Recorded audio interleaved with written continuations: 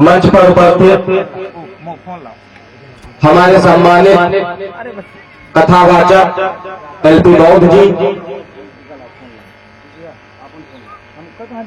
इस कथा में उपस्थित सभी माताएं बहनें, बुजुर्ग, प्यारे बच्चे, इस कथा के आयोजक जगन्नाथ रावत जी, रमापति रावत जी, राघवेंद्र रावत जी, राम नरेश रावत जी, अवधलाल रावत जी, रिंकू रावत जी, पूज्य भंते छविलाल जी, दीपराज रावत जी एवं हमारे बीच उपस्थित बहुजन आर्मी के राष्ट्रीय महासचिव बेड़ा करके बनाओ श्री पंडित देशराज जी, हमारे साथ चलकर आए सतीश शर्मा जी, बलराम शर्मा जी, डॉक्टर बाबा साहब अम्बेडकर के चरणों में वंदन, अभिनंदन और नमन करते हुए मैं अपनी बात की शुरुआत करूंगा समय सीमा को देखते हुए। यहाँ पर उपस्थित सम्मानित माताएं बहनें, बुजुर्ग एवं बच्चे, आप सभी माताओं बहनों से ये अपील करता भी रहा हूं बहुजन आर्मी संगठन के माध्यम से। देश के 11 राज्यों में ये बहुजन आर्मी संगठन काम करता है और इस संगठन का मेन उद्देश्य है कि इस देश में माताओं बहनों के ऊपर, हमारे बच्चों के ऊपर, हमारी बहनों के ऊपर जो अन्याय अत्याचार चरम सीमा पर है, इसको खत्म कराना, इसको जड़ से बंद कराना इस संगठन का जो आइडियोलॉजी है। मेरी माताओं बहनों, आपसे अपील करने आया हूं कि जैसे यहाँ पर बौद्ध कथा हो रही है, हमारे पूज्य भंते जी आपके समस्त तमाम महापुरुषों को रिप्रेजेंट करते हैं, चाहे डॉक्टर बाबा साहब अम्बेडकर हो, चाहे मान्यवर साहब श्री कांशीराम जी हो, चाहे वीरा पासी जी हो, चाहे महाराजा लाखन पासी जी हो, चाहे डलदेव पासी जी हो, चाहे छीता पासी जी हो, चाहे वीरांता उदा देवी पासी जी हो, उन तमाम राजाओं, महाराजाओं और जैसा कि मैं बता रहा था कि यहाँ पर जो पूज्य भंते जी आपके सामने बैठे और यहाँ पे कथावाचक एल.एन. बौद्ध जी, इन्होंने सारे राजाओं, महाराजाओं, महापुरुषों के बारे में आपको जानकारी दी, लेकिन ये सारी जिम्मेदारी हमारे कथावाचक माननीय सम्माननीय हमारे मार्गदर्शक श्री एल.एन. बौद्ध जी की नहीं है। आपको यहाँ से सुन के जाना है और उन तमाम महापुरुषों के बारे में, एक दूसरे जो यहाँ पे नहीं आ पाए हैं उनको भी जानकारी देना है, क्योंकि मान्यवर साहब श्री कांशीराम जी ने ये कहा था कि हमारे समाज में 2 प्रकार के लोग होते हैं। एक तो कैडर की भाषा सुनता है, जैसे मान्यवर साहब श्री कांशीराम जी कैडर दिया करते थे, गांव-गांव जाके हर जिले में जाते थे, हर प्रदेश में जाते थे, उन्होंने पूरा भारत घूमा और पूरे भारत में घूम के इस टूटे हुए, बिखरे हुए बहुजन समाज को एक करके इस बहुजन समाज को एक किया। डॉक्टर बाबा साहब अम्बेडकर को पूरे देश को बताने का काम किया, क्योंकि मुझे कहने में कोई संकोच नहीं है कि अगर डॉक्टर बाबा साहब अम्बेडकर के बाद अगर दूसरे मसीहा मान्यवर साहब श्री कांशीराम जी इस धरती पे नहीं आए होते तो आप लोग डॉक्टर बाबा साहब अम्बेडकर के बारे में अनजान रहते, आप लोग नहीं जान पाते कि डॉक्टर बाबा साहब अम्बेडकर कौन थे। तो मान्यवर साहब श्री कांशीराम जी कहा करते थे कि किसी को गायन का शौक होता, म्यूजिक का शौक होता तो उस माध्यम से सीखे, जैसा कि यहाँ पे कथावाचक जी आपको बता रहे हैं। और मेरा लोगों का जो काम रहता है वो कैडर के माध्यम से अपने महापुरुषों के बारे में बताने का काम रहता है। डॉक्टर बाबा साहब अम्बेडकर से आपको बहुत कुछ सीखना नहीं। डॉक्टर बाबा साहब अम्बेडकर ने 3 बातें कही थी, वो बातें आप लोग हमेशा सुनते होंगे। हमेशा आप लोग किसी न किसी नेता के माध्यम से, कथावाचक के माध्यम से, अपने गांव में जो नेता है, किसी संगठन के, किसी पार्टी के, वो हमेशा आपको बताते होंगे कि शिक्षित बनो, संगठित रहो और संघर्ष करो। डॉक्टर बाबा साहब ने 3 मूल मंत्र दिया। तो आप लोगों की जिम्मेदारी बनती है, यहाँ पे बहनें भी बैठी हैं, आप लोगों की जिम्मेदारी है कि आप लोग पढ़ाई करें, अच्छी पढ़ाई करें। और इस देश में जैसा कि हमारे राजा महाराजा बिजली पासी राजा हुआ करते थे, सातक पासी राजा हुआ करते थे, आज उस समय तलवारों की नोक पे सल्तनत को बचाया रखा जाता था हमारे राजाओं महाराजाओं के द्वारा। और आज तलवार की नोक का जमाना नहीं है, आज किताबों का जमाना है, आज शिक्षा का दौर है। अगर आप अच्छी शिक्षा लेंगे और अगर आप बाराबंकी, सीतापुर, रायबरेली, उन्नाव या बनारस कहीं कि डीएम अगर हमारी बहन और हमारा भाई अगर बन गया तो वो समझ लीजिए कि जिले का राजा हो गया। ये बात बताने आया हूं। उस समय तलवार की नोक पे रोज लोग राजा बनते थे और आज शिक्षा के दम पे आप राजा बन के दिखाओ। जैसा कि आप लोग देखती होंगी कि अभी 3 दिन पहले की घटना है अयोध्या की। हमारे समाज की एक बहन के साथ रेप हुआ, अन्याय अत्याचार हुआ, बहुत ही क्रूरता के साथ उसकी हत्या कर दी गई। मैं वहां पे कल गया, उस परिवार को कोई भी जानकारी नहीं। मैं आपको बता देना चाहता हूं कि आपको जानकारी, संवैधानिक जानकारियां बहुत जरूरी है। उसका अधिकार बनता है कि उसकी बेटी के साथ अन्याय अत्याचार हुआ, उस मां का अधिकार बनता है कि उसी से बात कर सकती, उस मां का अधिकार बनता है कि जिले के कप्तान से बात कर सकती है, उस मां का ये भी अधिकार बनता है कि जिले के डीएम से भी बात कर सकती है। लेकिन उसको ज्ञान नहीं है, उसको शिक्षा, उसको पता ही नहीं है कि हम ये, वो सोचती है कि अधिकारी जो है हमारे मालिक हैं। और ज्यादातर लोग, देखिए मैं जमीनी स्तर की बात आपको बातरबाजी पे भरोसा नहीं रखता। ज्यादातर लोग, हमारे समाज का 95% आबादी इन अधिकारियों को अपना मालिक समझ बैठी है। लेकिन मैं आज आपको बताने आया हूं कि अधिकारी आपके मालिक नहीं। आप लोग अगर शिक्षा ले लेंगे, आप लोग जागरूक हो जाएंगे, आप लोग संगठित हो जाएंगे, तब आपको, हमें नहीं बताना पड़ेगा कि ये जो जिला अधिकारी हो, चाहे कप्तान हो, चाहे कोई हो, ये आपके मालिक नहीं, आपके नौकर है। ये बात आप भली भांति समझ जाएंगे। आपसे पूरा अपील करने आया हूं कि आप लोग अपने बच्चों को अच्छी शिक्षा दीजिए। डॉक्टर बाबा साहब अम्बेडकर ने कितनी विषम परिस्थितियों में, आज तो हमारे लोगों के पास बहुत ज्यादा बहाने रहते हैं। दारू पीने भर का पैसा होता है, लेकिन बच्चों को किताब, पेंसिल देने का पैसा नहीं रहता। बहुत बहाने बनाते हैं। हमारे समाज की युवा साथी बहुत बहाने बनाते हैं। हमारा भाई राघवेंद्र रावत इस जिले में घूम घूम के डॉक्टर बाबा साहब अम्बेडकर और तमाम राजाओं महाराजाओं का प्रचार प्रसार करता। और अगर कल को राघवेंद्र इतनी मजबूती से टिका रहता है समाज के लिए, अगर कल राघवेंद्र की जरूरत पड़ेगी, अगर राघवेंद्र को आपकी जरूरत पड़ेगी, कौन कौन जाएगा राघवेंद्र का साथ देने? बताओ, हाथ उठाओ। बहुत बहुत धन्यवाद। मैं यही चाहता हूं कि जो आपकी लड़ाई को लड़े, जो आपकी सम्मान की लड़ाई लड़े, आपको ये नहीं देखना है कि दिन है कि रात। आप उसके साथ जाइए, आप उसका साथ दीजिए, उसका हौसला बढ़ाइए। और आप ये मत सोचिए कि अयोध्या में घटना हो गई, हमारे जिले में तो नहीं हुई, फैजाबाद में घटना हुई, हमारे जिले में नहीं हुई, रायबरेली में हुई, हमारे जिले में नहीं हुई। तो मैं इस शायरी के माध्यम से, मैं हर एक जहां भी जाता हूं ये शायरी जरूर बोलता हूं, क्योंकि मुझे लगता है कि शायरी के माध्यम से आप लोगों को सीख मिले।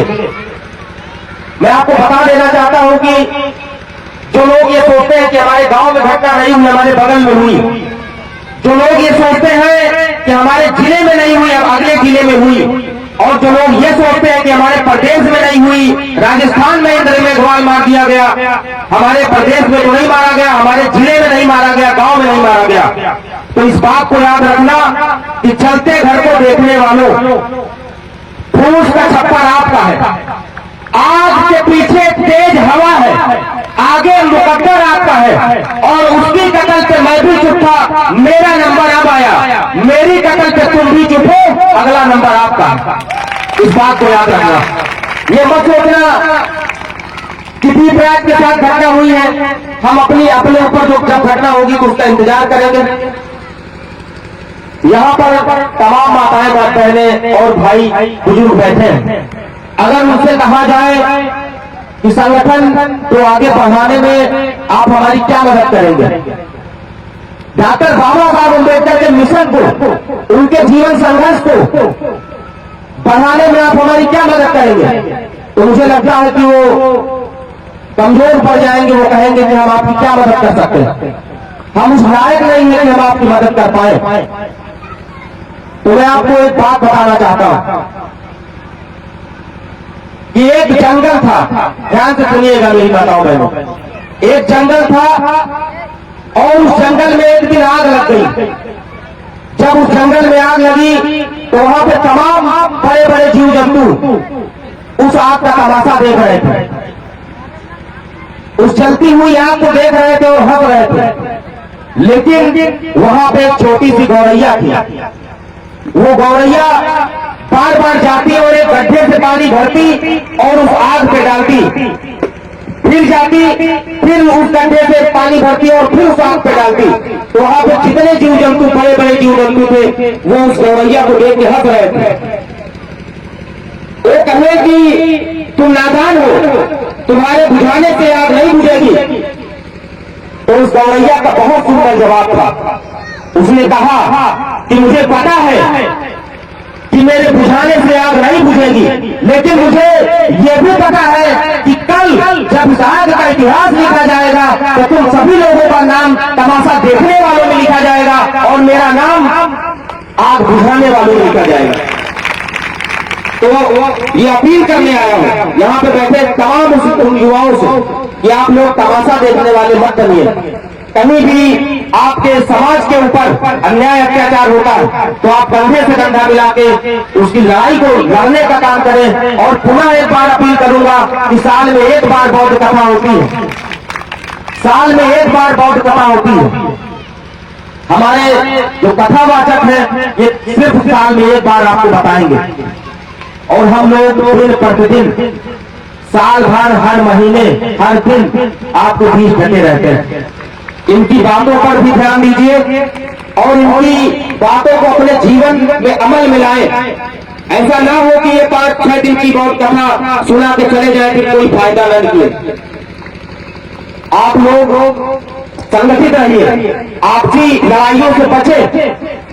ये बहुत ही जमीनी स्तर की बातें हैं। आपसी लड़ाइयों से बचे, अपने भाइयों से, अपने परिवार में एकता बना के रखें।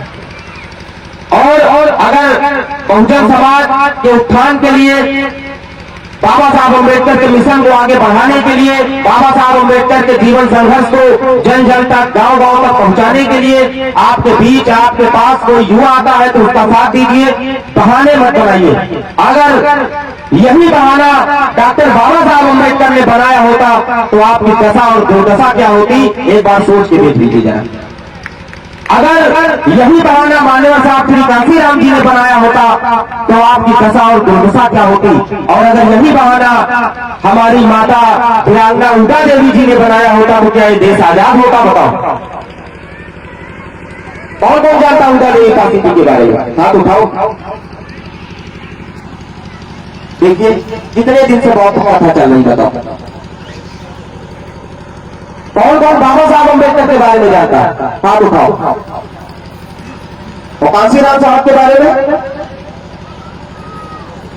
दुर्भाग्य है इस बात का, ऐसा नहीं होना चाहिए।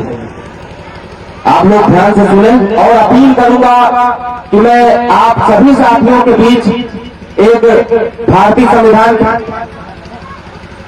संविधान की प्रस्तावना पढ़ना चाहता हूं। आप सभी माताएं एक बार खड़ी हो जाए मेरे बीच, मेरे सामने आ जाए, क्योंकि मुझे भी जाना है।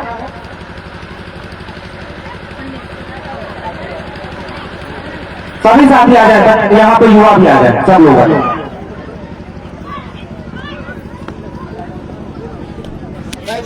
चलो बच्चे सब आगे रहेंगे। थोड़ा पीछे करो, थोड़ा पीछे।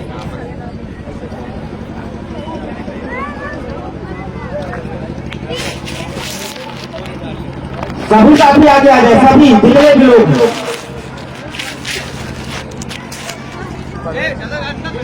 बच्चों हल्ला नहीं मचाना, ठीक है? आगे आ जाओ, सब बच्चे आगे आ जाओ। जितने बच्चे जो है छोटे पीछे दिखेंगे नहीं, सारे बच्चे आगे आ जाए, आ जाओ।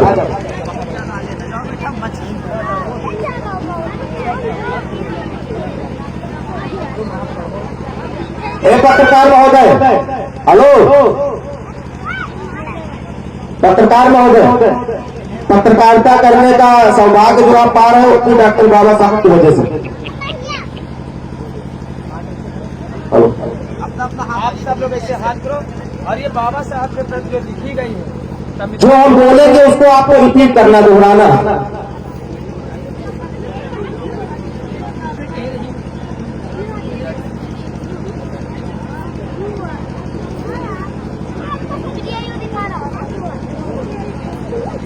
बोल करें,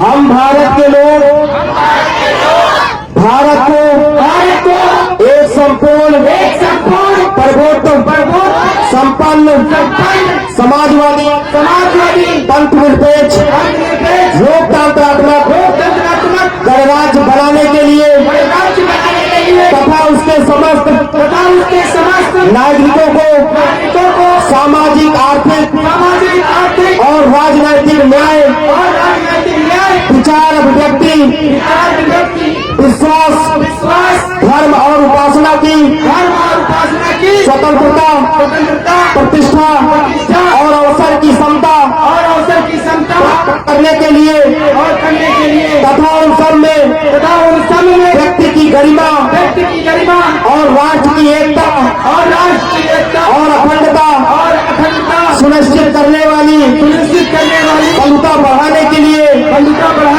दृढ़ संकल्प होकर उस समय 26 नवंबर 1949 था। आज 5 जनवरी 2025, ना तो ये संविधान सभा है और ना ही 1949 है। 5 फरवरी सॉरी, आज के दिन आप सभी युवाओं से हाथ जोड़ के अपील करने आया हूं कि संविधान को साक्षी मानकर ये प्रण लें कि आज के बाद इस जिले में, इस प्रदेश में और हमारे गांव में अगर हमारी माताओं, बहनों, युवाओं, बुजुर्गों के ऊपर कोई भी मनवादी विचारधारा का व्यक्ति, कोई भी संविधान को न मानने वाला व्यक्ति और किसी भी भारतीय जनता पार्टी का हरामखोर नेता या कार्यकर्ता अगर हमारी माताओं, बहनों के ऊपर, युवाओं के ऊपर और बुजुर्गों के ऊपर तिरछी निगाह डालने का काम करेगा, हमारी बहनों को छेड़ने का काम करेगा, अन्याय अत्याचार करने की बात को भी सोचेगा, तो आप लोग ये पढ़ लें कि उसको ईंट का जवाब पत्थर से देंगे कि नहीं देंगे, बताओ, हाथ उठा के बोलो, देंगे कि नहीं देंगे। बहुत बहुत धन्यवाद। अब हमारे साथ एक बार जोरदार नारा लगा दीजिए, उसके बाद मैं अपनी बात को खत्म करूंगा। जय जय जय जय जय भीम, जय जय जय जय जय भीम, जय जय जय जय जय भीम। और जुल्म जब जुल्म करेगा सत्ता के हथियारों से, और जुल्म जब जुल्म करेगा सत्ता के हथियारों से, एक बोलो, जुल्म जब जुल्म करेगा सत्ता के हथियारों से। हम अम्बेडकरवादी हैं, हम अम्बेडकरवादी हैं, और जो हमसे टकराएगा चूर चूर हो जाएगा, जो हमसे टकराएगा चूर चूर हो जाएगा। बहुत बहुत धन्यवाद। जय भीम, जय भारत, जय संविधान। यहाँ पे उपस्थित तमाम माताओं बहनों से ये दावे के साथ कह सकता हूँ कि आपके ऊपर अगर कभी भी आपके भाई के ऊपर यहाँ पे उपस्थित तमाम युवा बुजुर्ग अगर कहीं किसी थाने से आपको कहीं से भी कोई दिक्कत, थाना, तहसील, तो आपके सामने आपका बेटा, आपका भाई खड़ा है। आपको किसी भी हालत में हम लोग दुख अगर कोई भी थानेदार या कोई सिपाही दरोगा आपको जरा भी परेशान करता तो आप लोग याद कर लेना मुझे। बहुत बहुत धन्यवाद। जय भीम, जय भारत, जय संविधान।